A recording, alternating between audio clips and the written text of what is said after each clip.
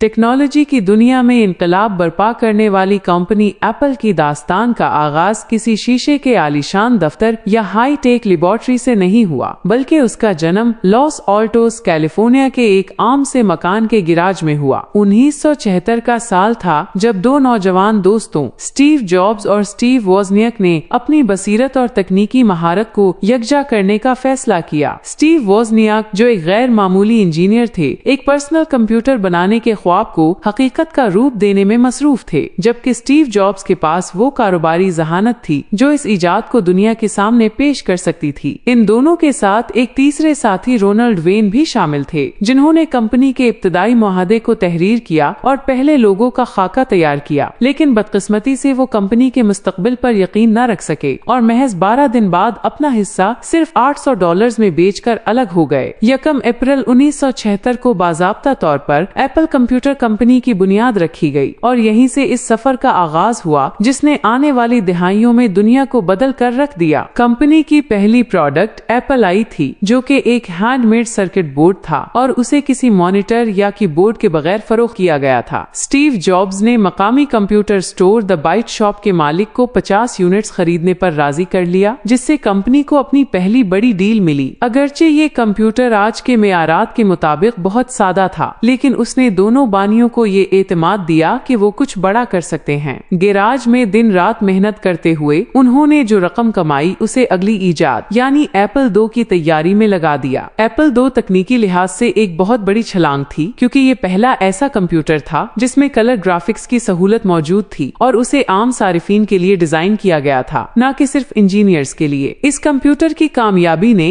Apple को industry में एक संजीदा खिलाड़ी के तौर पर मुतारिफ करवाया। जैसे जैसे एप्पल 2 की मकबूलियत बढ़ी, कंपनी को मजीद सरमाए की जरूरत महसूस हुई ताकि वो बड़े पैमाने पर पैदावार कर सकें। इस मौके पर माइक मार्कुला नामी एक सरमायाकार ने कंपनी में $250,000 की सरमायाकारी की और इंतजामी उमूर में रहनुमाई फराहम की। माइक मार्कुला की शमूलियत ने एप्पल को एक बाकायदा कारपोरेशन में तब्दील कर दिया और कंपनी का headquarter Cupertino, Santa Clara county में मुंतकिल कर दिया गया। ये दौर कंपनी के लिए इंतहाई अहम था, क्योंकि सेल्स में तेजी से इजाफा हो रहा था और स्टीव जॉब्स की शोहरत एक नौजवान विजनरी के तौर पर फैल रही थी। 1900 ईस्वी में एप्पल ने स्टॉक मार्केट में अपना IPO इनिशियल पब्लिक ऑफरिंग पेश किया, जो कि फोर्ड मोटर कंपनी के बाद सबसे बड़ा आई पोस्ट ऑफिस साबित हुआ। इस एक दिन में कंपनी के कई मुलाजमीन करोड़पति बन गए और कंपनी की मालियत में बेपनाह इजाफा हुआ। कंपनी की तरक्की के इस सफर में एक अहम मोड़ इस वक्त आया जब स्टीव जॉब्स ने ज़ीरोक्स पार्ट्स का दौरा किया, जहां उन्होंने पहली बार ग्राफिकल यूजर इंटरफेस GUI और माउस का इस्तेमाल देखा। जॉब्स को फौरन अंदाजा हो गया कि मुस्तकबिल इसी टेक्नोलॉजी का है और उन्होंने अपनी इंजीनियरिंग टीम को हिदायत की कि वो इस टेक्नोलॉजी को एप्पल के अगले कंप्यूटर्स में शामिल करें। इसके नतीजे में पहले लीसा प्रोजेक्ट शुरू हुआ, जो महंगा होने की वजह से नाकाम रहा, लेकिन उसके बाद मैकिंटॉश का मंसूबा शुरू किया गया, जो एप्पल की तारीख का सबसे इनकलाबी कदम साबित होने वाला था। मैकिंटॉश पहला ऐसा कंप्यूटर था जिसने माउस और ग्राफिकल इंटरफेस को आम सारिफ की पहुंच में कर दिया, जिससे कंप्यूटर इस्तेमाल करना इंतहाई आसान हो गया। 1984 में मैकिंटॉश की लॉन्चिंग के लिए स्टीव जॉब्स ने मशहूर फिल्म डायरेक्टर रिडली स्कॉट से एक इश्तिहार बनवाया, जो 1984 के नाम से मशहूर हुआ और उसे सुपर बोल के दौरान नशर किया गया, जिसने अवाम में बेपनाह सनसनी फैला दी। ताहम मैकिंटॉश की लॉन्च के बाद कंपनी के अंदरूनी हालात कशीदा होना शुरू हो गए। स्टीव जॉब्स का काम करने का अंदाज इंतहाई सख्त और मुतालबा करने वाला था, जिसकी वजह से कंपनी के इस वक्त के CEO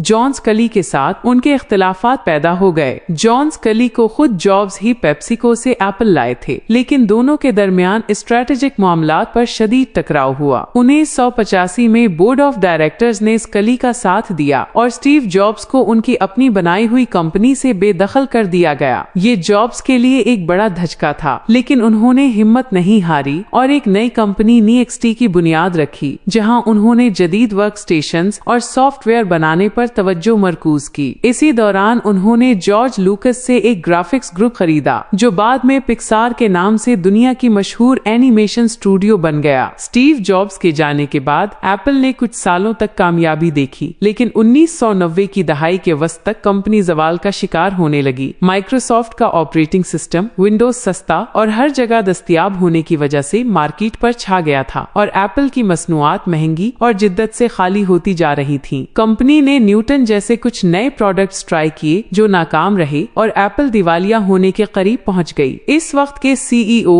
जिल अमेलियो को अंदाजा हुआ कि कंपनी को बचाने के लिए एक नए और जदीद ऑपरेटिंग सिस्टम की जरूरत है और उन्होंने नी एक्सटी को खरीदने का फैसला किया। ये फैसला एप्पल की तारीख का सबसे अहम फैसला साबित हुआ क्योंकि इसके साथ ही स्टीव जॉब्स की कंपनी में वापसी हुई। 1997 में जब स्टीव जॉब्स वापस आए तो उन्हें उबूरी सीईओ नामजद किया गया और उन्होंने कंपनी को डूबने से बचाने के लिए सख्त तरीन इक़दामात किए। उन्होंने दर्जनों गैर जरूरी प्रोजेक्ट्स और प्रोडक्ट्स को खत्म कर दिया और कंपनी की तवज्जो सिर्फ चंद बेहतरीन मसनूआत पर मरकूज कर दी। इसी दौरान उन्होंने थिंक डिफरेंट मुहिम का आगाज किया जिसमें एप्पल की खोई हुई साख को बहाल करने में मदद की। जॉब्स ने कंपनी के बासलाहियत डिजाइनर जोनी आइव के साथ मिलकर काम शुरू किया और 1998 में iMac G3 मुतारिफ करवाया। ये एक रंगीन, शफाफ और ऑल इन वन कंप्यूटर था जिसने न सिर्फ एप्पल को माली बहरान से निकाला बल्कि कंप्यूटर के डिजाइन की दुनिया में एक नया मेयार कायम कर दिया। iMac की कामयाबी ने साबित कर दिया कि एप्पल अब भी जिद्दत और खूबसूरती का इम्तजाज पेश करने की सलाहियत रखती है। नई सदी के आगाज के साथ ही स्टीव जॉब्स ने महसूस किया कि टेक्नोलॉजी का मुस्तकबिल सिर्फ कंप्यूटर्स तक महदूद नहीं है बल्कि ये डिजिटल लाइफस्टाइल की तरफ बढ़ रहा है। 2001 में एप्पल ने अपनी हिकमत अमली को वसी करते हुए मौसीकी की दुनिया में कदम रखा और आईपॉड लॉन्च किया। ये एक छोटी सी डिवाइस थी जिसमें हजारों गाने महफूज किए जा सकते थे। आईपॉड की कामयाबी में आईट्यून सॉफ्टवेयर का बड़ा हाथ था जिसने लोगों को कानूनी तरीके से मौसीकी खरीदने और मुनज़्ज़म करने का आसान जरिया फराहम किया। उस इकदाम ने न सिर्फ म्यूजिक इंडस्ट्री को मुकम्मल तौर पर बदल दिया बल्कि एप्पल को एक कंज्यूमर इलेक्ट्रॉनिक्स कंपनी के तौर पर भी मुस्तहकम कर दिया। इसी दौरान जॉब्स ने महसूस किया कि रिवायती इलेक्ट्रॉनिक्स स्टोर्स एप्पल की मसनूआत को सही तरीके से पेश नहीं कर रहे, लिहाजा उन्होंने एप्पल स्टोर्स खोलने का फैसला किया जो एक बहुत बड़ा रिस्क समझा जाता था। लेकिन ये हिकमत अमली इंतहाई कामयाब साबित हुई और ये स्टोर्स दुनिया भर में सबसे ज्यादा मुनाफे बख्श रिटेल आउटलेट्स बन गए। कंपनी की तारीख का सबसे बड़ा इनकलाब 2007 में आया जब सैन फ्रांसिस्को के मैक वर्ल्ड कन्वेंशन में स्टीव जॉब्स ने स्टेज पर आकर आईफोन मुतारिफ करवाया। ये सिर्फ एक मोबाइल फोन नहीं था बल्कि इसमें एक आईपॉड, एक फोन और एक इंटरनेट कम्युनिकेटर को यकजा कर दिया गया था। आईफोन ने मल्टी टच इंटरफेस मुतारिफ करवाया जिसने की पैड वाले फोन्स का दौर खत्म कर दिया। इस डिवाइस ने दुनिया के राब्ते, काम और तफरीह के तरीके को हमेशा के लिए बदल दिया। उसके बाद 2008 में ऐप स्टोर का आगाज हुआ जिसने डेवलपर्स को एप्स बनाने और फरोख्त करने का मौका दिया, जिससे एक नई मईशत ऐप इकोनॉमी ने जन्म लिया। आईफोन की कामयाबी ने